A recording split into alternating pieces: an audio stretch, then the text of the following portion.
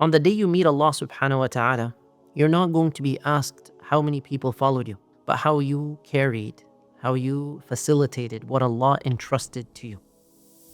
The first leadership role in human history was not given to a king or a prophet with many followers or a powerful ruler. It was given to a human being before there were crowds and institutions and titles. When Allah subhanahu wa ta'ala created Adam alayhi salam, he said something extraordinary.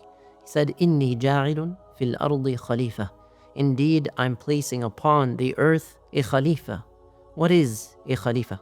He's not a khalifa because Adam alayhi salam had people under him in terms of authority, but because he carried responsibility. And the angels, they questioned it. Allah subhanahu wa ta'ala did not mention Adam's strength or numbers or power or military. He pointed to something else, because leadership in Islam is not about control, it's about responsibility. It's about accountability.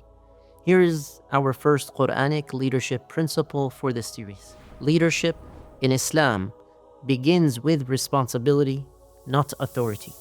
Even outside the Islamic tradition, there are many leadership experts who have reached the same conclusion. Influence comes before titles. Influence comes before your title or your position. People shape others by how they live, in terms of their daily lives and their professional lives, long before anyone puts them in charge. And so this means leadership isn't something you apply for. It's something you are already doing. You're practicing it, whether you realize it or not. And we ask Allah subhanahu wa ta'ala to grant us consistency.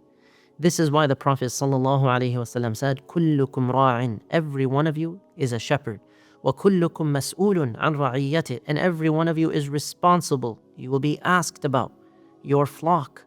He did not limit leadership to politicians or rulers. He made it universal, sallallahu alaihi wasallam. So if you influence even one person, a child, a sibling, a student, a friend, a colleague, to reach a positive outcome or something great for you or for them or for society, then in a way you are already leading.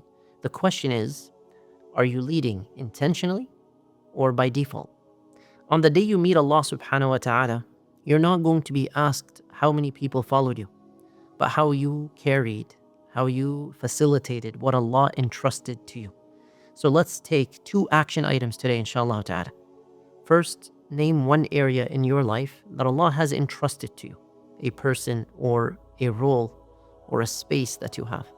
Number 2, lead it consciously.